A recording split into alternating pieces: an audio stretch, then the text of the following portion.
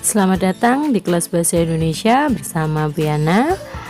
Pada pertemuan sebelumnya, kalian telah belajar unsur fisik puisi dan kalian telah mendalami beberapa isi puisi, bukan? Dengan mendalami isinya, kalian dapat mengetahui pula bahwa puisi itu ternyata bermacam-macam. Berdasarkan cara penyair mengungkapkan isi atau gagasannya, memang puisi dapat dibagi ke dalam beberapa jenis, yaitu puisi naratif. Puisi naratif mengungkapkan cerita atau penjelasan penyair. Puisi ini terbagi ke dalam beberapa macam, yaitu balada dan romansa. Selanjutnya, puisi lirik. Puisi lirik mengungkapkan luapan batin individual penyairnya dengan segala pengalaman, sikap maupun suasana batin yang melingkupinya. Puisi lirik ada 3, yaitu elegi, ode, dan serenada. Kemudian, puisi deskriptif. Penyair bertindak sebagai pemberi kesan terhadap keadaan atau peristiwa, benda, atau suasana yang dipandang menarik perhatiannya. Nah, puisi deskriptif ini ada 2, satir dan puisi kritik sosial. Berikutnya akan Bu Yana jelaskan pengertian masing-masing jenis puisi dan contohnya. Naratif, yang pertama balada. Balada, puisi yang berisi cerita tentang tokoh pujaan.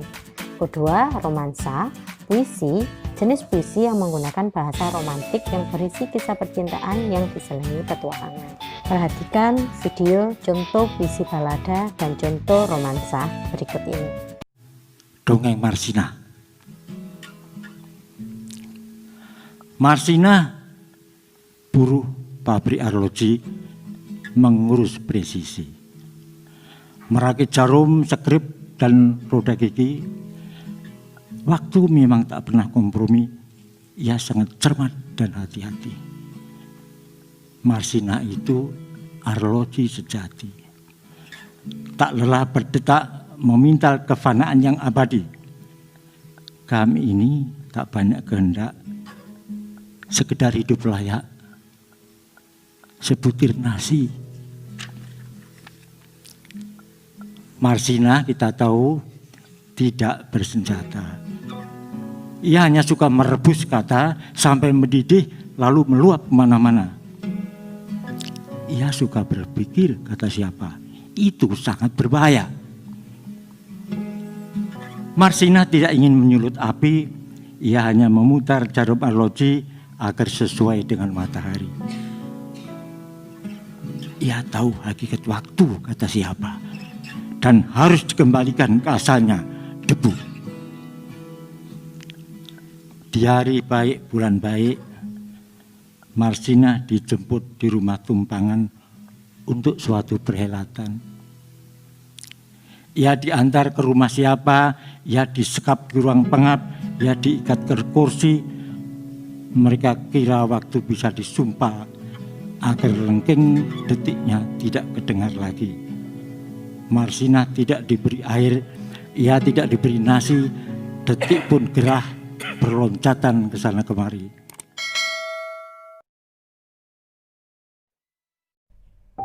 Kau bilang kau sudah terlalu sabar. Tapi adakah sabar yang terlalu? Atau ternyata kepalamu sudah gegar sampai tak kuat memikirkan aku? Mencintai itu kegiatan menunggu, belum sempurna jika belum bosan. Merindukan itu membuang waktu. Masih berapa yang kau simpan? Waktumu sudah habis sepertinya. Kau rogoh-rogoh sudah tak bersisa. Entah mengapa punyaku masih ada. Mungkin karena aku berusaha lupa. Bagiku, mencinta itu tak pernah alpa. Suka tak suka, harus seumur hidup. Menyayangi itu berarti mau menderita. Tak menyerah, meski tak lagi sanggup. Nah, itulah tadi puisi naratif. Selanjutnya, puisi lirik ada 3.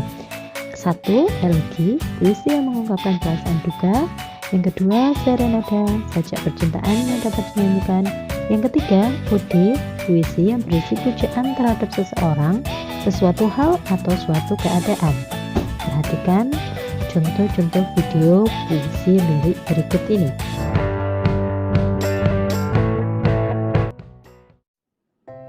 Senja di pelabuhan kecil, buat Sri Ayati. Ini kali tidak ada yang mencari cinta. Di antara gudang, rumah tua pada cerita. Tiang serta temali, kapal, perahu tiada berlaut, menghembus diri dalam mempercaya mau berpaut.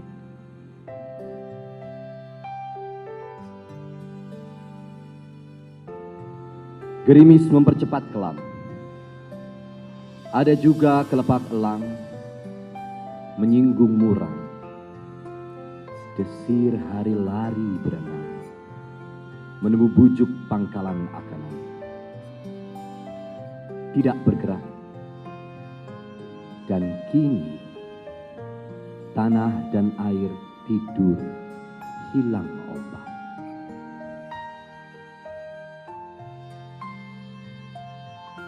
Tiada lagi aku sendiri berjalan, menyisir semenanjung, masih pengap harap, sekali tiba di ujung, dan sekalian selamat jalan. Dari pantai keempat, sedu penghabisan bisa terdekat. Aku akan masuk ke dalam hutan, lari ke dalam hutan, menangis ke dalam hutan, karena mereka telah memisahkan kami. Aku dan Panjiku. Akan kuurai sanggul rambutku tergerai, bagai ratap tangis dan dukaku. Nasib telah menikam diriku dari belakang. Nasib telah memeras mataku.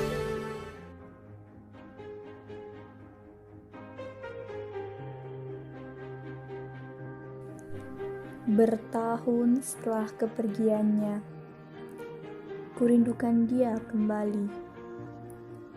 Dengan gelombang semangat halilintar, dilahirkannya sebuah negeri.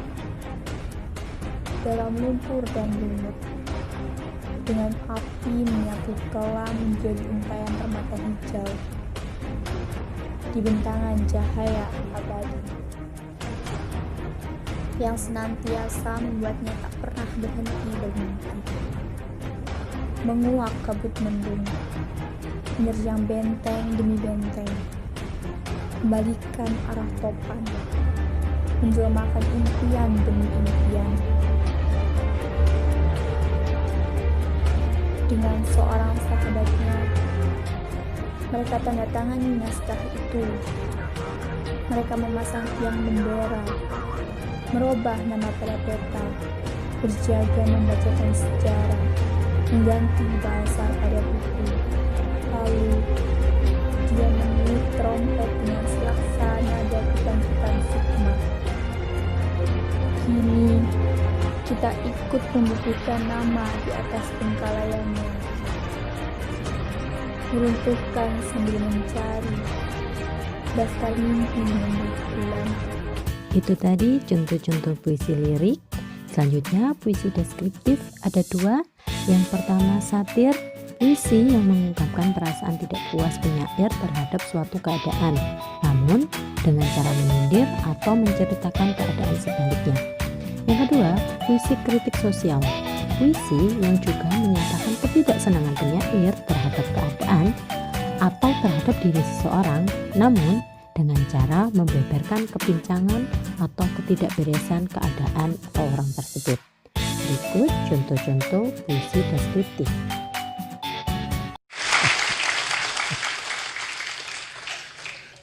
Mana ada negeri sesubur negeriku, kata saya pada waktu itu, 20 tahun yang lalu.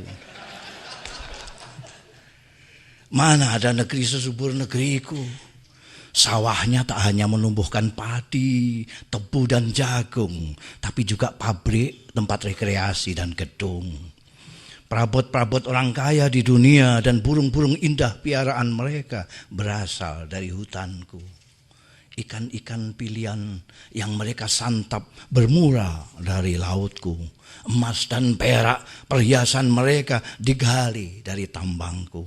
Air bersih yang mereka minum bersumber dari keringatku. Mana ada negeri sekaya negeriku, majikan-majikan bangsaku memiliki buruh-buruh mancanegara. Brankas-brankas bank ternama di mana-mana menyimpan harta-hartaku. Negeriku menumbuhkan konglomerat dan mengikis habis kaum melarat. Rata-rata pemimpin negeriku dan handai taulannya terkaya di dunia. Mana ada negeri semakmur negeriku. Penganggur-penganggur diberi perumahan, gaji dan pensiun setiap bulan. Rakyat-rakyat kecil menyumbang negara tanpa imbalan. Rampok-rampok diberi rekomendasi dengan kop sakti instansi. Maling-maling diberi konsesi. Tikus dan kucing dengan asyik berkolusi. 20 tahun yang lalu.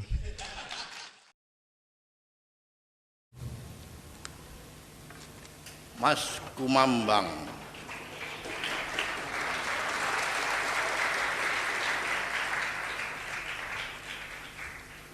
kabut fajar menyusut dengan perlahan. Bunga bintaro berguguran di halaman perpustakaan. Di tepi kolam, di dekat rumpun keladi, aku duduk di atas batu melelehkan air mata. Cucu-cucuku, zaman macam apa, peradaban macam apa yang akan kami wariskan kepada kalian? Jiwaku menyanyikan lagu Mas Kumambang. Kami adalah angkatan pongah, besar pasak dari tiang. Kami tidak mampu membuat rencana menghadapi masa depan. Karena kami tidak menguasai ilmu untuk membaca tata buku masa lalu. Dan tidak menguasai ilmu untuk membaca tata buku masa kini. Maka rencana masa depan hanyalah spekulasi keinginan dan angan-angan. Cucu-cucuku, negara terlanda gelombang zaman edan. Cita-cita kebajikan terhempas batu lesu di pangku batu. Tetapi aku keras bertahan, mendekap akal sehat dan suara jiwa, biarpun tercampak di selokan zaman. Bangsa kita kini seperti dadu terperangkap di dalam kaleng hutang yang dikocok-kocok oleh bangsa adikuasa tanpa kita bisa melawannya. Semuanya terjadi atas nama pembangunan yang mencontoh tatanan pembangunan di zaman penjajahan. Tatanan kenegaraan dan tatanan hukum juga mencontoh tatanan penjajahan, menyebabkan rakyat dan hukum hadir tanpa kedaulatan. Yang syah berdaulat hanya pemerintah dan partai politik. Oh comberan peradaban, oh martabat bangsa yang kini compang-camping. Negara gaduh, bangsa rapuh. Bagaimana? Apakah kamu sudah tahu berbagai jenis puisi dengan beberapa contoh di atas? Untuk menguatkan pemahamanmu tentang jenis puisi, baca beberapa puisi di bawah ini Kemudian kerjakan tugas individu berikut.